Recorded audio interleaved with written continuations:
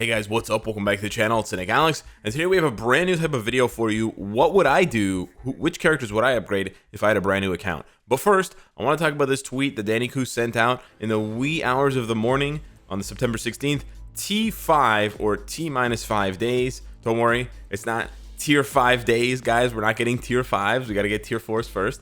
T-5 days, sparkling, scorching, 8.6 light years. Marvel Future Fight. Now, if you guys don't know, Danny Koo doesn't just tweet out about Marvel Future Fight. He tweets out about Marvel Future Revolution, Marvel Super War. If you watch this channel at all, you should know by now he is Marvel Games director. Okay, he has his hands on so many different games, and so Marvel Future Fight is just one of those games. Danny Koo has been featured a lot on this channel, and he rarely disappoints. He doesn't disappoint when it comes to these sort of teasers. So what does this mean? I woke up and I saw this and I didn't know. So I go on Discord, and thankfully someone on Discord by the name of Mr. Typo hit me up and explained that if you Google how far is Sirius from Earth, Sirius, the star, the brightest star in the night sky, derived from the Greek word, whatever, pronounce that, is 8.611 light years away, which is exactly what he says, 8.6 light years. Now, why is the Sirius star important here? Why is Sirius, not Sirius from Harry Potter, but Sirius because, remember, when they were data mined, the armor, the uniforms that Crescent, Luna Snow, and Sharon Rogers are getting are called the White Sirius armor. And Sirius is, of course, sharing the name with the star in question. So this is basically irrefutable evidence at this point. There's way too many coincidences. Coincidenci? No, it's not a word. There's way too many coincidences for this to be not the case. So yeah, pretty much confirms. And T-5 days, right? Today is Thursday, so Friday, Saturday, Sunday, Monday, Tuesday. That's 5 days from now when we will be getting the update, the mid-month update with whatever the mid-month update holds. So we should be seeing sneak peeks soon to just double and triple confirm it. But it's really nice to see Danny Koo, even after 6.5 years, still engaging, still teasing, still, you know, breadcrumbing the Marvel Future Fight community, despite how busy his schedule is with things like Marvel Future Revolution, Super War, and I'm sure a bunch of other amazing Marvel games. So yeah, thanks Danny Koo. Thank you to Mr. Typo for hitting me up and pointing this out to me, because in my morning haze, would not have been able to figure it out. But that's really, really cool. And I can't wait to see what the uniforms look like for Sharon, Luna, and White Fox, or Crescent, sorry, maybe not White Fox, because it sounds really cool. It sounds very space themes. White Sirius, if they are referencing the Sirius star, it could look really, really cool. And you know how much I love star-based uniforms. I know a lot of you guys like them as well. But for example, Quasar, where's Quasar at? She looks so dope. So dope with that night sky effect. So anyways, we're not really going to talk about Quasar for the rest of the video.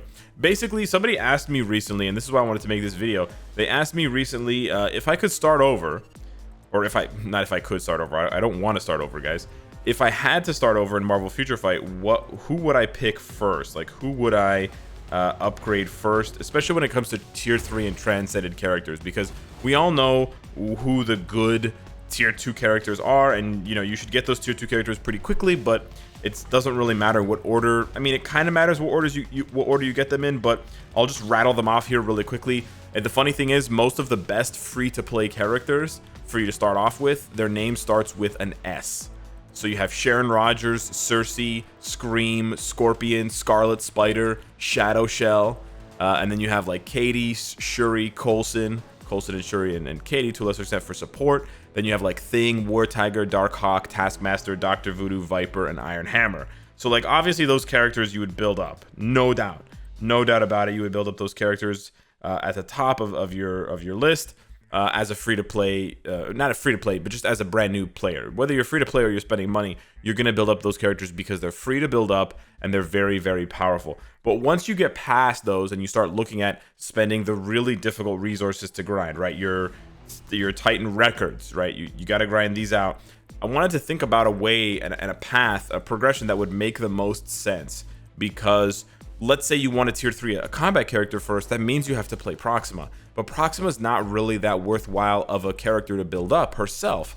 So I thought about it that way, and I thought about the fact that if you look at all the characters I just rattled off, Sharon Rogers, Katie, you know, most of those characters besides Scream, Scorpion, and Viper, and Taskmaster, the rest of them are all heroes. So I only mentioned 4 villains out of all of those heroes.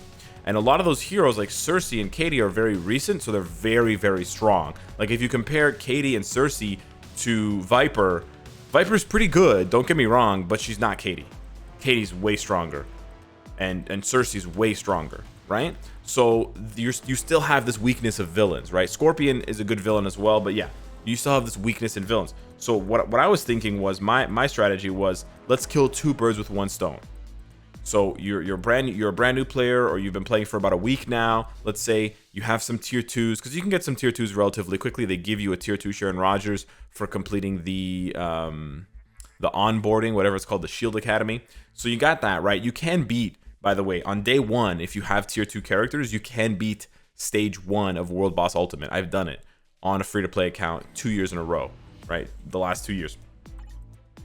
So what I would do, now that Supergiant has a World Boss Ultimate, and now that Supergiant is actually a really good character to build up in her own, I would play Supergiant World Boss Ultimate. Like, you have to beat normal once, but then I would play World Boss Ultimate if I could, or I'd keep doing normal to get her. I think you get her bios from normal. Anyways, I would play it and go to Ultimate as soon as I could to get her bios.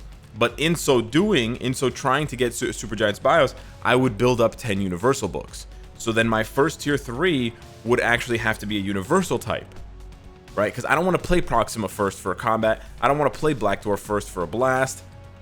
You know, a lot of people might think that I was going to choose Sharon Rogers as my first blast tier 3, but no, because there's so many strong tier 2 blast characters. Like I was saying, Sharon Rogers, Cersei, right? You already have strong tier 2s that are blast, so I don't need a strong tier 3, a blast tier 3. So what I need is a strong villain tier 3. I actually need a strong Universal villain tier 3. So I would actually go with Loki. Now, it kind of sucks that you have to buy his uniform, yeah, but with this new uniform, he's actually really, really strong. And the other thing was, I chose characters that are flexible. In this sense, he can use a CTP of Rage, but he can also use an Obelisk. He is proc friendly. So this is the strategy that I'm using, and obviously, you don't have to adhere to this strategy at all if you're a newer player, but also you can augment this strategy depending on how much you're spending. Right, so if you're spending more money on this game, then you can maybe skip some of my initial picks and go for the other picks later that require, you know, bio subscriptions or require specific CTPs to work. But I thought it makes the most sense to go after characters first that are extremely flexible, because I don't know what I'm going to get for my first CTP. I don't know what I'm going to get for my second CTP, right? I could get this 28-day check-in event, and I could pull a Rage, or I could pull an Energy, or I could pull a Transcendence, or a Patience, or an Egg. So you got to plan for the worst and hope for the best. And Loki is going to cover me on all of those fronts. So I thought Loki would actually be the best starter tier 3 in that situation, because I'm also killing 2 birds, 1 stone, and I'm building up to a 1-star Supergiant for free. Right? I'm doing both of those things at the same time. So that was my first plan. Then from there, I was thinking at that point, I would probably have enough resources to transcend a character. The reason why you want, in my opinion, you want to separate it and you don't want to go like tier 3, tier 3, tier 3 Transcendence. The reason why you want to split it up is because Transcendent characters don't take Titan records, right? They take the other materials and they take the new materials from Squad Battle, but they don't take Titan records. And that's a really big difference. The problem with transcending a universal type is there's not very many good universal types that aren't very expensive to transcend, right? Like Supergiant or Proxima.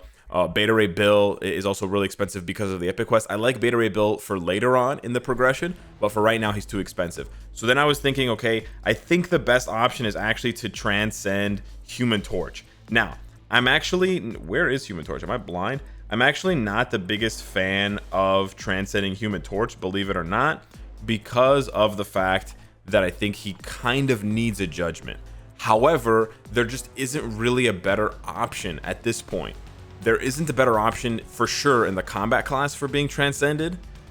There isn't a better option in the speed class for transcendences unless you bought Silk's uniform, but that wouldn't really make any sense. If you were a brand new player, you wouldn't have access to that uniform.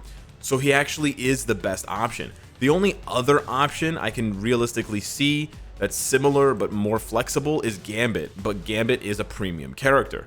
So yeah, you're kind of left with that choice. I'm not 100, like he's still a really good character, don't get me wrong. Human Torch is not a bad character, but I'm not 100% on board with Human Torch as my second pick. I'm like 90% on board with this. So hit me up in the comments below and let me know if you have a better idea for a transcended character that of course is regular cost, not like double cost, and that doesn't need a very specific CTP, especially Judgment and Rage. Because if they need an energy, then they can work with an Obelisk, right? So, but yeah, I think thus far I would have played Supergiant World Boss Ultimate, gotten the books, and then use those resources and books to tier 3 Loki, get his uniform, and then start working on transcending Human Torch. After I have tier 3 Loki and transcended Human Torch, from there, I would probably be far enough in the new player login event, like the new player check-in event, which is not this one, but I don't have it obviously because I'm not a new player, to get tier 2 Luna. Right after I got tier 2 Luna Snow, which is again still the best pick, especially now that we know she's getting a new uniform, I would then work towards tier 3ing Luna Snow, assuming that her new uniform is going to be very good. One thing you have to consider for a brand new account, if you're building up characters, is you do need all defense down, and you do need resistance down in the case of Luna Snow with cold resistance down, because you don't have Pierce yet, and because you still need to get through World Boss Ultimate. And World Boss Ultimate does give you a much easier time if you have all defense down. So I'm strategically choosing characters that have these effects. Like Loki has paralysis, silence, all defense down. Like he's got all these effects. He's got a heal. Human Torch has all defense down and a heal. Luna Snow has a heal and she has cold resistance down, right? So these are strategic picks for characters that are going to last you a long time. And we know that Loki and Human Torch are going to be amazing for later content, so there's no worry there. Those characters don't lose value later on. And hopefully with Luna Snow's new uniform, she also doesn't lose value. She also gives you the added value of like ABX and other content. So I'm pretty happy with my picks thus far. I also tried to spread it out between all the different types, of course, and then between heroes and villains, right? Create a balance. You don't want to tier 3 Sharon Rogers and then transcend Human Torch and then tier 3 Star-Lord. Like it's not really going to make sense, right? You have all these blast types. You're just bogging your account down with one type of character. It doesn't really give you flexibility for any other game mode, for, you know, dispatch, for timeline survival, Shadowland, etc. So after Luna Snow, from there I would look to then transcend another character. Again, you want to sort of chop it up. At that point, maybe you have enough resources. Again, I don't know how long this would take necessarily. I didn't sit there and do the numbers and crunch the math, but Supergiant would be my pick because she's a very, very strong character. Although she excels with a judgment, and now we've chosen 2 transcended characters with 2 judgments, she can work with an obelisk, with a mind damage proc obelisk. And remember, we farmed her bios at the beginning to get books for Loki. So that's why I like her as the pick here. She is more expensive for sure, but I think she's worth it, and I think her value is going to last a very, very long time. She has healing, she has iframe ignore, she can be used in PvP if you really need that.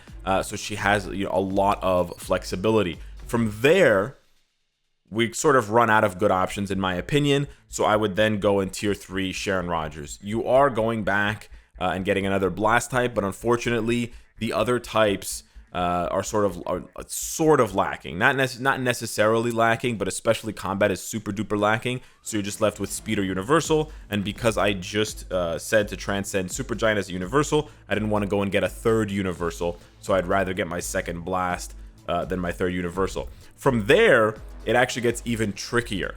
There are a lot of good options, but I was really looking for the creme de la creme.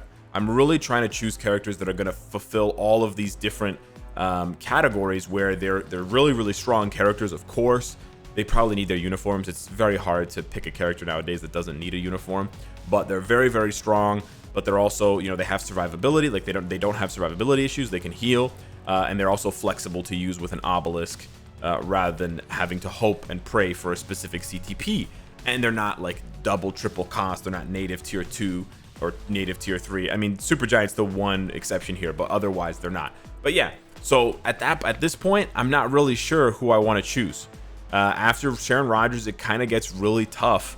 And again, it depends on how your roster has developed since then, what sort of login events you've gotten from the devs, like from logging event from the game, what sort of CTPs you've gotten, how you've improved your cards, how much you value PvP, because these picks don't really have any good PvP options besides Supergiant. But the characters that I like after this for a progressing account that's going to be able to tackle basically all the content, I do still like Gambit, despite the fact that I don't use him. we sort of forget how OP Gambit is for World Boss Ultimate. He is so busted.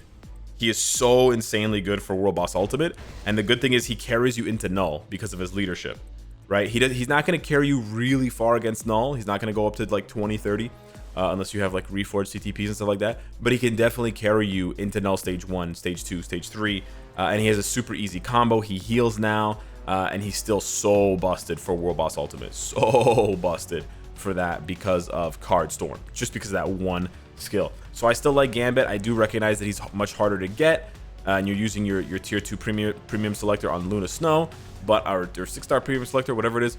But I do really like Gambit. I also really like Captain Falcon, but he's a little bit harder to play, so I recognize that. I also really like Black Dwarf, and so it makes sense. You're farming. You sort of do the same thing with Supergiant, right? You have to farm Black Dwarf to get blast books for Sharon. So in the back of your mind, you're thinking, okay, maybe not my next project, maybe not my next project, but maybe my next project is going to be Black Dwarf. He's a very, very, very strong combat type now, and he's very proc friendly. So he hits all of those check boxes. The only problem is he's expensive. So you could, when I said to tier 3 Supergiant, you could instead Transcend, sorry. When I said to Transcend Supergiant, you could substitute Black Dwarf if you want to spread it out and have, you know, universal blast speed combat. But I think that Supergiant's a little bit better than Black Dwarf overall. So, you know, that's sort of a decision that you have to make. But I do like him. And then I do like Beta Ray Bill. Again, not going to carry you super duper high in World Boss Legend content very late, but he's going to be very, very, very, you know, we know he's godly, right? Even without his 6th skill, even without Might of Uru, he's godly for World Boss Ultimate. He's the one-shot king with Moonstone. And then when you do get his 6th skill, he's the one-shot king for DRX and all this other content. And again, he can carry you into stage 1, 2 of Null and Mephisto because of his crazy leadership and his crazy burst damage and his heal. So those are the characters that I like, and you get Star-Lord when you work on Beta Ray Bill. Those are the characters that I like, and that's actually the progression that I would take. That's a very PvE focused progression. I basically didn't touch on any PvP characters at all, and I actually just recommended that you do the Star-Lord epic quest, like the Guardians epic quest, rather than doing the Sentry epic quest first. Again, that's just if you're focusing purely on PvE. If you want to focus on PvP, then you probably have to do Dark Rain first to try to rush to get Sentry, because Sentry is just so busted. Like even 5-star level 55, dude is actually like still so busted, or 6-star level 55. But anyways, hit me up in the comments down below. Let me know what you think of my choices. I'll throw them up on screen here so you guys have a better idea of what my progression path looked like. And I hope to hear some interesting thoughts and ideas from y'all. Thanks so much for watching. Smash the like if you enjoyed the video, and I'll see you in the next one. Take care.